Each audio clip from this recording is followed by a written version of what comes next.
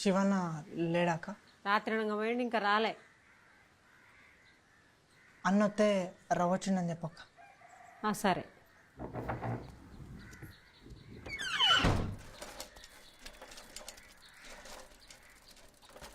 ఇంకా నయ్యం అన్నలేడు, నువ్వు చెప్తాను. అరే నేనేం చేయాలి లేపురా, ఏం చేయాలి లేపు. తెలియదు మరి ఎందుకు రేతావు? నాకు అసలే ఏం చేయాలో తెలియక దడదడైతే అందరా అంటే మధ్యలో నీళ్ళొల్లి. అరే శివన్న శివన్న ఏడా? ఇప్పుడే అటు పోయినరా.